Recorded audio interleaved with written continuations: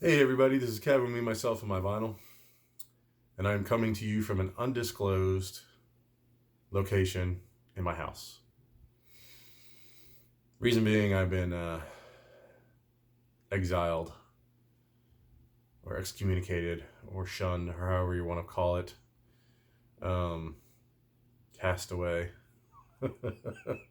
from my family, by my family, because of that thing that shall remain nameless. It's like Voldemort or Candyman. You say it too many times, and it comes and rears its ugly head.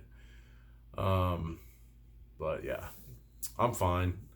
I still have a very slight fever and some congestion, some nasal congestion, and a little bit in my chest. But um, I'm doing okay. Catching up on my sleep, catching up on my rest, drinking fluids, the whole thing. Been watching football, NFL playoffs. Um, so far, the games have been pretty lousy. I'm actually watching the Dallas San Francisco game right now. Dallas just got it to within a score, and there's like 5 minutes to go in the game. So anyway, hope I didn't ruin that for anybody.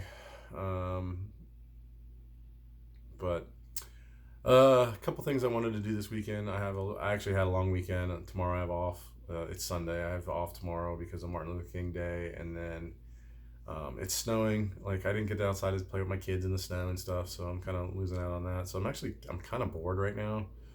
Um, there's a ton of things I want to do as far as my making videos and stuff, documenting that sort of thing. I had some contest entries I wanted to do this weekend. George Allen is doing one right now. It's called Quick Cash. It was pretty cool. Just to that's one that he's doing, and then now that Christmas is pretty much over in my house, we went ahead and put everything away. I wanted to put my new stereo together, and unfortunately, I'm gonna have to wait for that. If you've been watching my channel, I said I was gonna rehaul my listening room. Well, to that point, I'm going to also be adding another setup, which is kind of that project split into two projects, and now I'm kind of working on both right now. So I don't know why I do this to myself,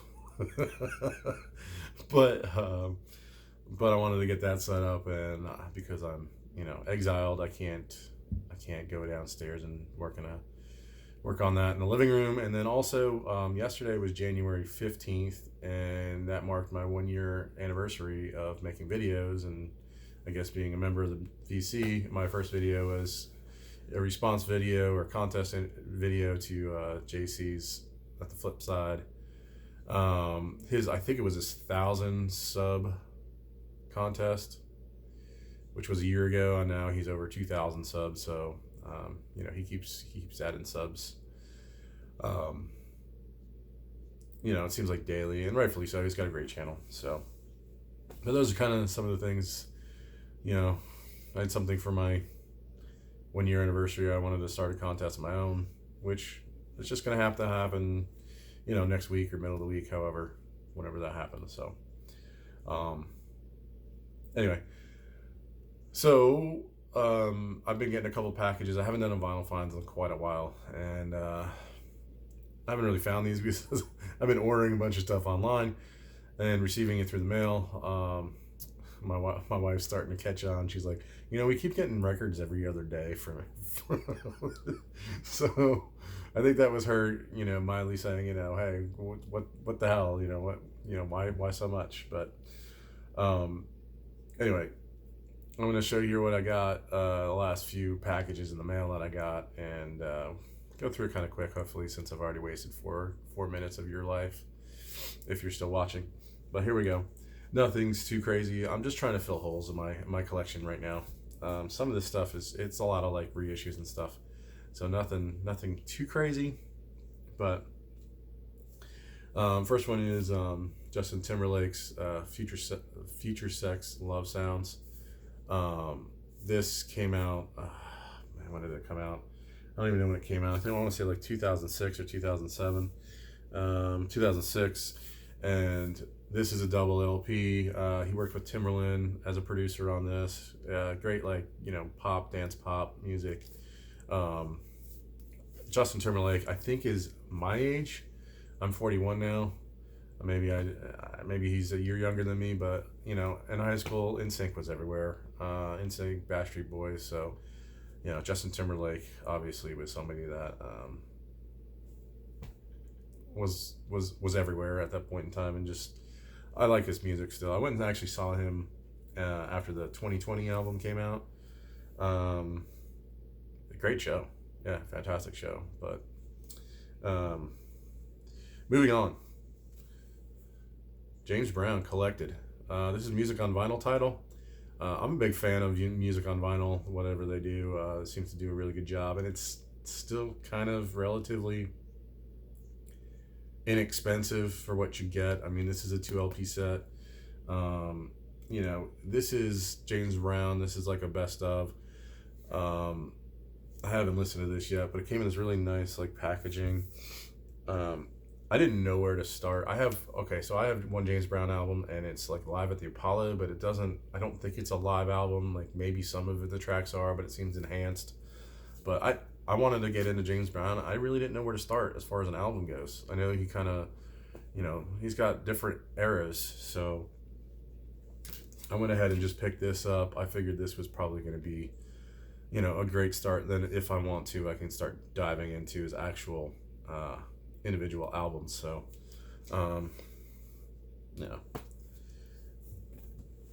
James Brown. I feel good.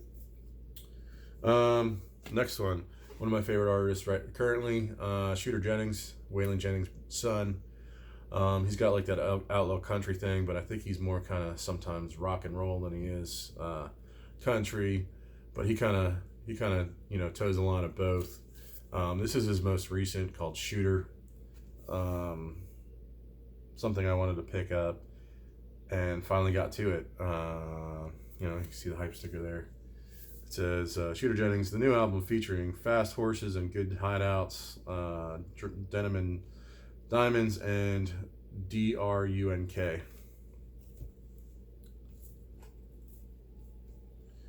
So that's the latest from him. Pick this up. I got it. I ordered it online. Lost in Translation, Soundtrack. I wanted to get this from Record Store Day from a few years back. I missed out on it, so when I saw that this is the Start Your Ear Off Right from Rhino. I don't know why it doesn't have one of those stickers on it, but listen to this. I can understand why people really like this album, or the soundtrack, I should say. Some really good kind of, it's like there's a lot of ambient kind of stuff on here, which I'm kind of into. So I really liked it. Let's see, co-producer Kevin Shields and Brian Reitzel, also including tracks from the Jesus and Mary Chain, Death in Vegas, and Phoenix. Yeah, what's that one? So Too Young by Phoenix. Kind of goes right along with the movie, huh? Scarlett Johansson. I kind of had a crush on her back when this came out. I'm going to save that for later. That one doesn't need to be shown right now. It's just a Vinyl Me Please, which I'm a member of. All right, Painted Shield. Now, who showed this that I saw? Maybe was it Mazzy showed this. This is Stone Gossard, and now I'm going to forget the other guy's name. Is it Mason Jennings? Got together and collaborated on this. Stone Gossard from Pearl Jam. I'm a big Pearl Jam fan. However, some of their side projects and stuff like that aren't great. Like I didn't pick up Eddie Vedder's new soundtrack yet. I don't know. Some of their stuff I like the offshoots I like. This I haven't had a chance to really listen to yet. I streamed a couple songs on it. One I heard I liked, but this was only $15 when I found it online, brand new. So I figured, what the hell, right? Painted Shield. All right. So recently I had gotten the first two records from this band. That's A Perfect Circle. This is their third album, Eat the Elephant. Eat the Elephant. You can see Maynard James Keenan there on the front, and he's eating like a octopus, supposedly, or whatever. And then on the back, he's lost his hair. He looks like Uncle Fester there. So this is the third installment of A Perfect Circle. So to my knowledge, I think that's the third and final Perfect Circle album, like studio album. There might be some other stuff out there, but I could be wrong. I could be wrong. All right. I picked up Metallica's S&M. Now, this is the first one.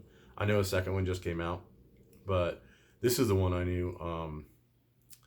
This came out, I believe, after Load and Reload in the mid-90s. I think this came out in 99 originally, so right after Load and Reload.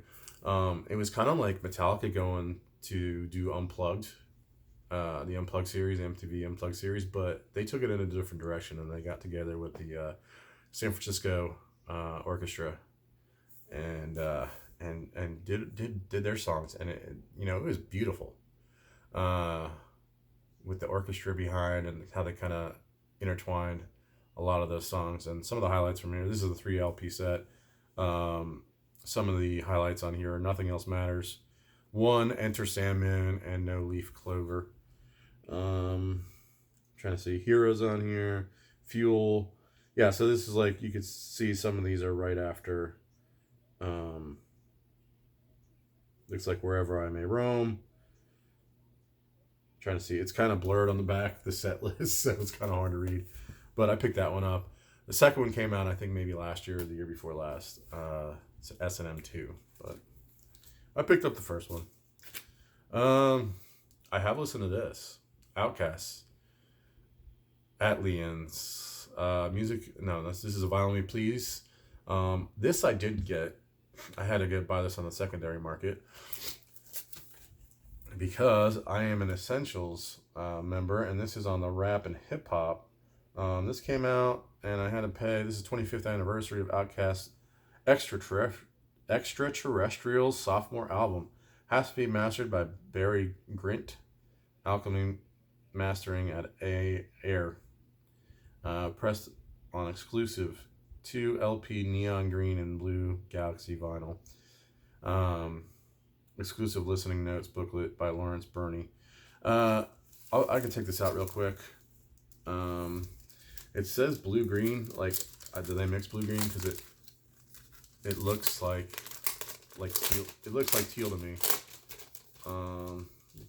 All these Vinyl Me Please come with like an OB strip, and there's always some kind of foil on it.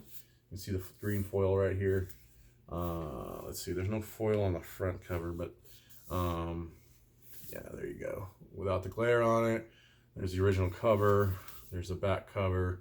Like I said, you can see the little green foil right here. It is a gate. No, it's not a gatefold.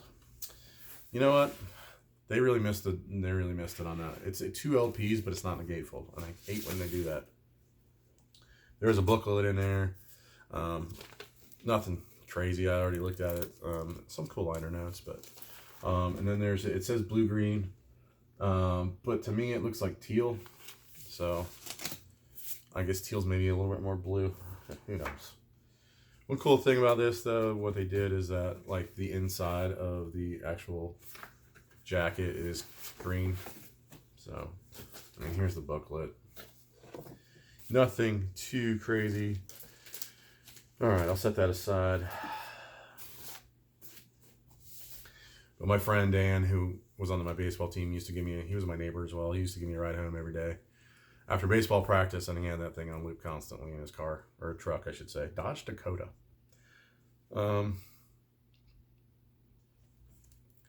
Another Start Your Ear Off Right title. This is another soundtrack, the Juno soundtrack. My wife and I used to watch this movie quite a bit. She's a big Michael Cera fan, so we would watch this, and I liked it. Ellen Page, and well, I guess it's Elliot Page now, right? How's it, I mean, was it still? I don't know. Pretty cool. It does have. I'm trying to think. Anyone Else But You, that's the song that they sang in the movie. It has that version. It also has the Moldy Peaches version. And it does on here. It says Elliot Page. But wasn't it Ellen Page in the... I don't know how that works.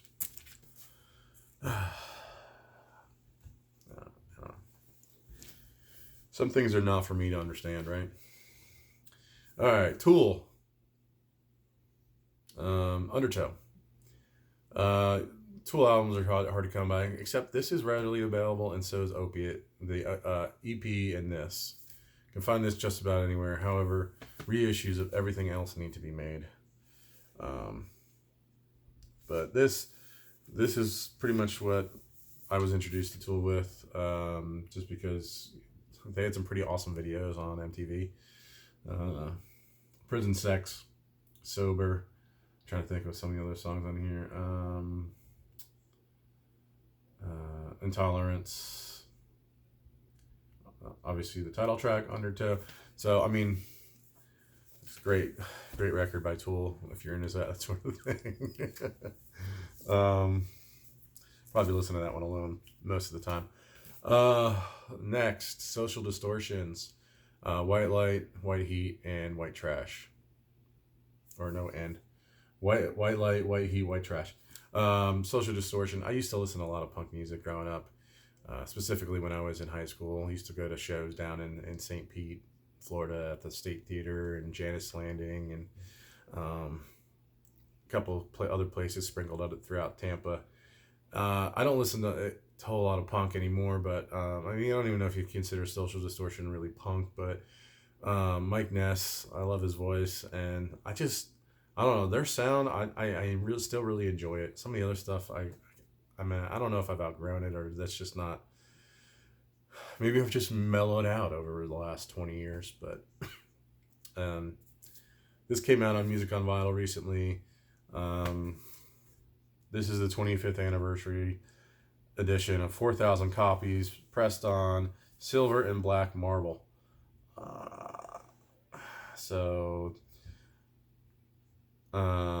Includes inner sleeve with lyrics, 180 gram audio vinyl. So pick this up. It is numbered. Ooh, I didn't even notice this. I got number 22 out of 4,000. It's pretty cool, I guess. I don't know.